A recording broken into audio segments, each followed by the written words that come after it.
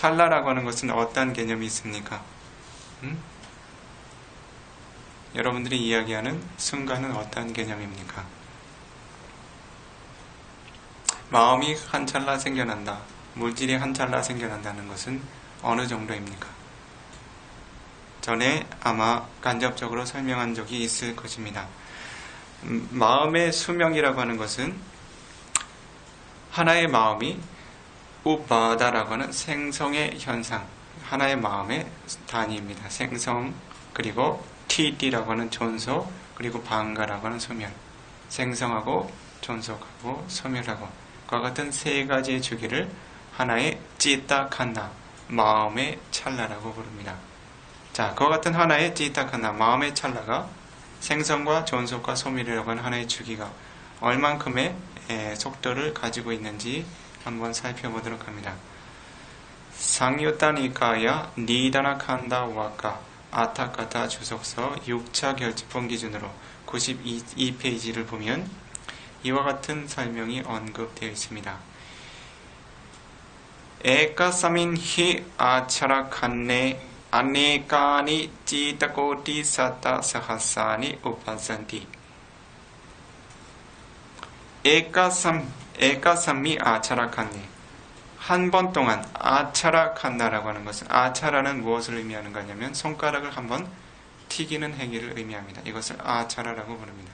아차라칸다라고 하는 것은 손가락을 한번 튀기는데 소요되는 시간을 의미하겠죠. 자, 이 정도의 시간이죠. 이것을 바로 에카사밍 아차라칸네, 즉 한 번 손가락을 튀기는 시간 동안 아네까니 매우 무수한 마음들이 우파자티 생겨난다고 합니다. 얼만큼의 마음이 생겨나냐면 찌따 꼬띠 사따 사하사니, 찌따라고 하는 마음이 꼬띠라고 하는 시간의 단위 하나, 사따라고 하는 시간의 단위 하나, 사하사라고 하는 시간의 단위 하나. 시간이 아니죠. 숫자의 단위 하나. 꼬띠는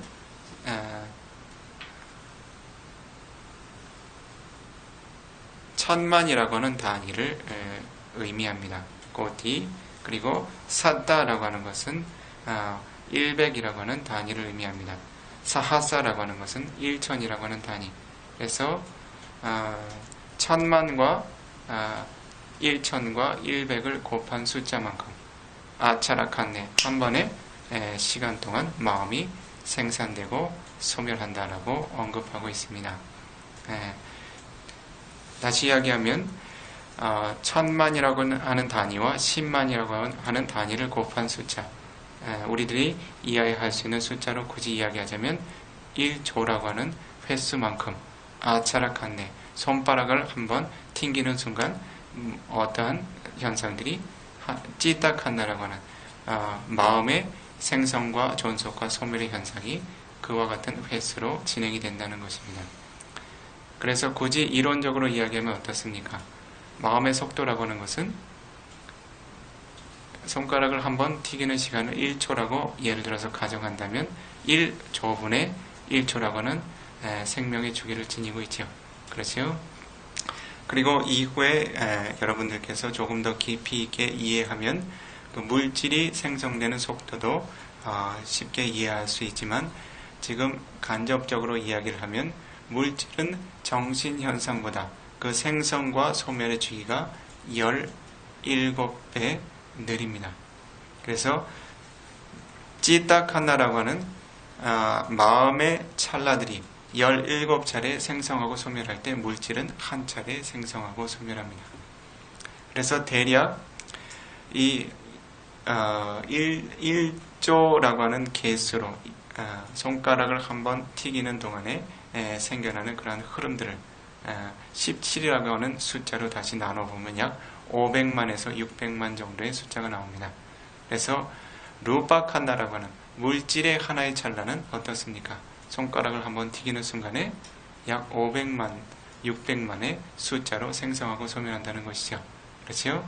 다시 이야기하면 500만 분의 1초, 600만 분의 1초라고 하는 매우 짧은 수명의 주기를 지닌 것이 바로 물질의 입자입니다. 그래서 우리들에게 진정한 죽음이 있다고 하면 모든 순간 생겨나고 있는 정신현상의 소멸, 방가라고 하는 소멸, 물질현상의 소멸을 의미해야 할 것입니다. 모든 순간 정신현상과 물질현상은 태어나서 죽어가고 태어나서 죽어가고 있습니다. 그 흐름이 어떻습니까? 우리들이 보통의 마음으로는 지각할 수 없는 매우 빠른 속도로 진행되고 있다는 것이죠. 자, 그렇다면 이와 같은 물질의 입자 하나, 정신의 현상이 하나 생겨나는데 무엇이 관여하고 있습니까? 깜마라고 하는 업이 관여하고 있죠. 그렇죠? 자, 그래서 업은 우리들의 삶에 얼마나 가까이 관여하고 있습니까? 눈 한번 깜짝할 사이에, 손가락을 한번 튀기 사이에 조 단위로, 수백만 수천만의 단위로 우리의 삶에 관여하고 있죠. 그렇죠? 이것이 바로 업이 우리의 삶을 이끌어가고 있는 그러한 두드러진 모습입니다. 자, 지금까지는 여러분들이 우리의 삶에 어떠한 조건으로 인해서 이 물질이라고 하는 것이 업의 조건에 의해서 어떻게 생겨나는지를 살펴보았습니다. 물질은 또한 어떠한 조건에 의해서 그 업이라고 하는 것은 또 무엇을 생산해냅니까? 정신현상도 생산해내게 되죠. 그렇죠? 자, 윈야나라고 하는 태어남의 의식을 조건으로 해서 나마루파, 물질과 정신현상이 생산된다고 합니다. 그와 같이 끊임없이 물질과 정신현상이 생산되고 거듭거듭 확장되는 흐름을 우리들은 삶이 진행되고 지속이 된다라고 이야기합니다. 그것을 빠와띠 칸나라고 이야기했죠. 즉 생애, 즉 삶이 거듭거듭 유지된다. 어떻게 유지됩니까? 끊임없는 물질과 정신현상의 생성과 소멸의 현상으로 이 삶이 유지가 된다는 것입니다. 그래서 우리가 이야기하는 삶은 실제로 어떻습니까? 끊임없는 태어남과 죽음의 연속입니다. 그것이 줄지어서 그 흐름을 지니고 있기 때문에 어떻습니까?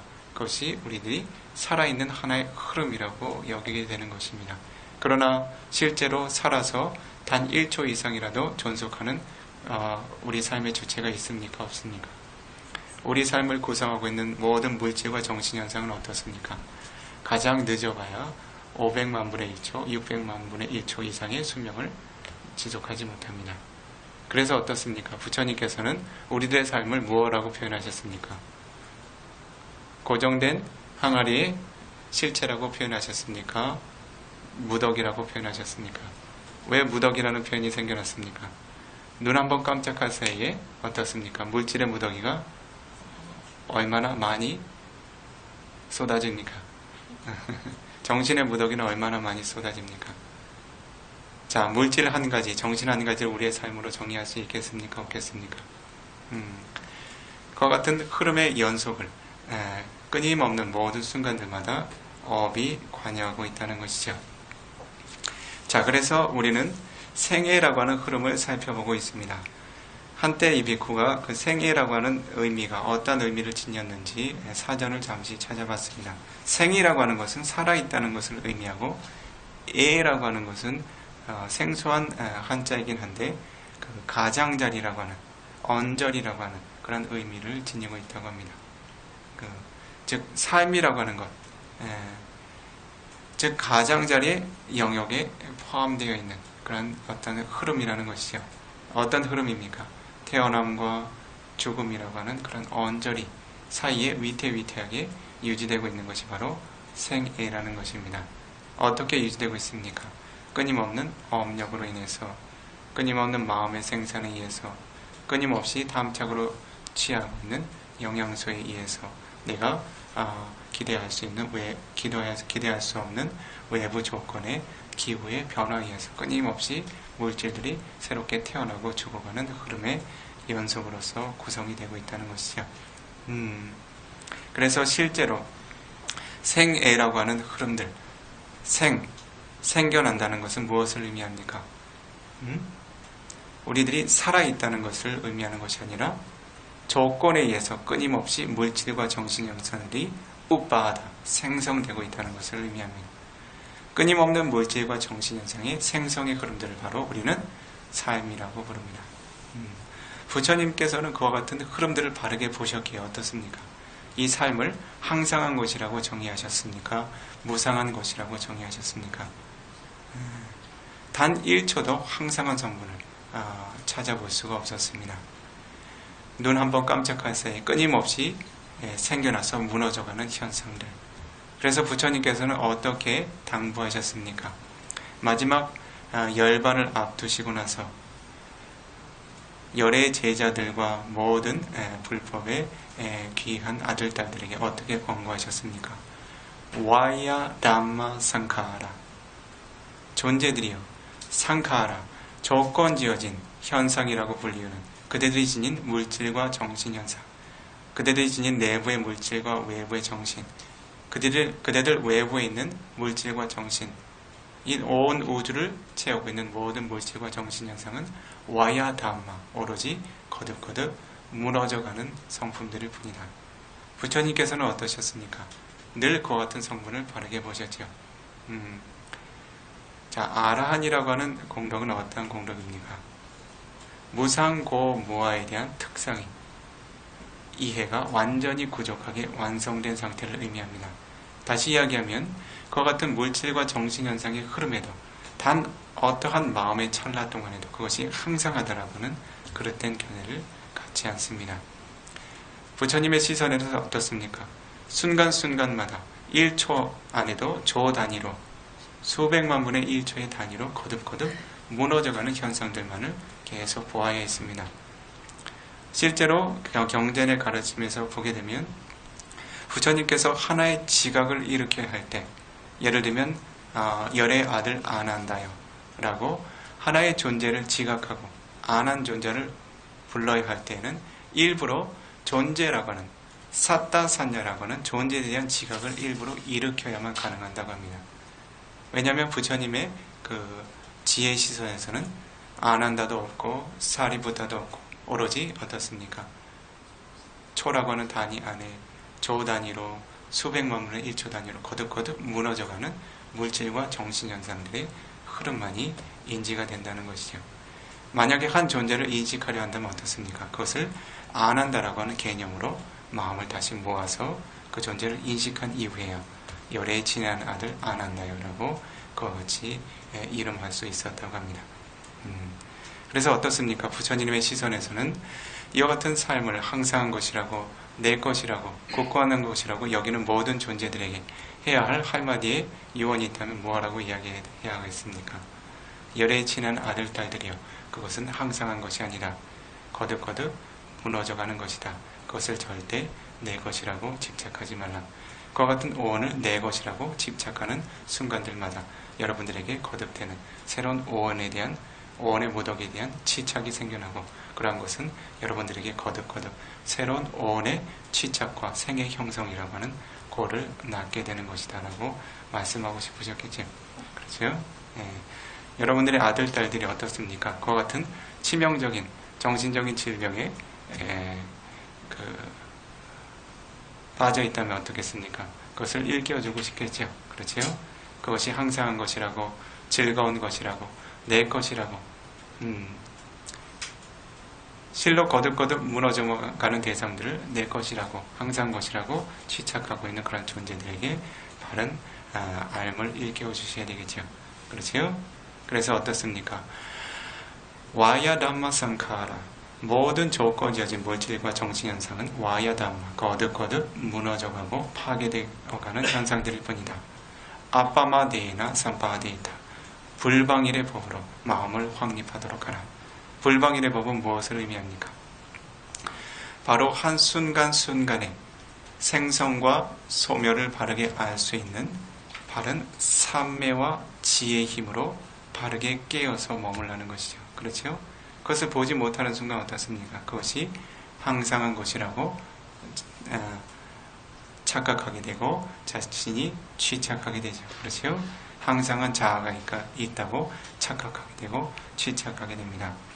여기서 요구되는 공덕이 어떤 공덕입니까? 바로 찌따칸나라고 하는 마음의 한 찰나에 우빠다 방가, 생성과 소멸을 볼 수 있는 매우 예리하고 강력한 삼매를 의미합니다. 하나의 물질의 찰나, 하나의 정신의 찰나에 정확하게 머물면서 어느 것이 생성이고 어느 것이 소멸인지 분명히 구분해서 알 수 있는 정신적인 힘을 의미합니다. 이것을 무엇이라고 의미합니까? 바로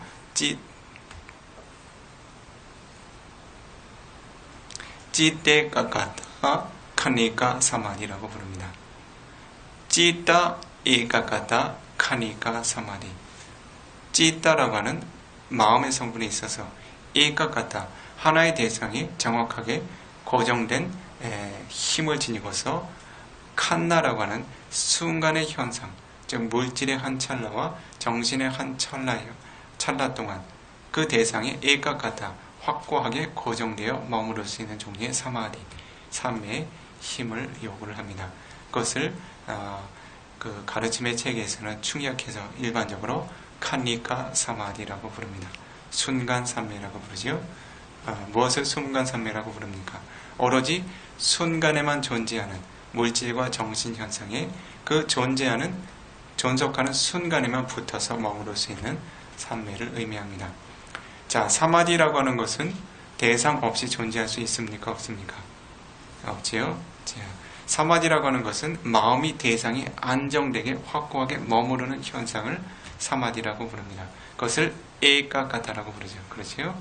에까, 하나의 대상에 안정되게 머무르는 특성을 의미합니다. 그것을 사마디라고 부르죠. 그렇지요? 그런데 그와 같은 대상 자체가 항상하지 않고 단 순간의 찰나에만 존속하고 있다면 사마디 또한 어떻습니까? 그 대상을 넘어서서 존속할 수 있습니까? 없습니까? 그 대상의 존속의 주기 안에서만 머무르게 되겠죠. 그래서 대상 자체가 항상하지 않는 찰나의 성분을 지니고 있기 때문에 그 대상에 머무르는 삼매 기능도 찰나 동안에만 기능을 할 수 있다는 것이죠. 이와 같은 종류의 삼매를 카니까 사마디라고 부릅니다.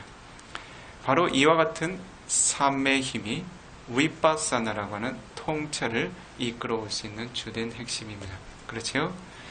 하나의 물질과 정신현상의 생성과 존속과 소멸을 온전하게 붙어서 알 수 있는 삼매가 형성이 되었기에 이것은 생성이 있고 소멸이 있는 현상이라고 하는 알미 생겨나죠. 그렇죠?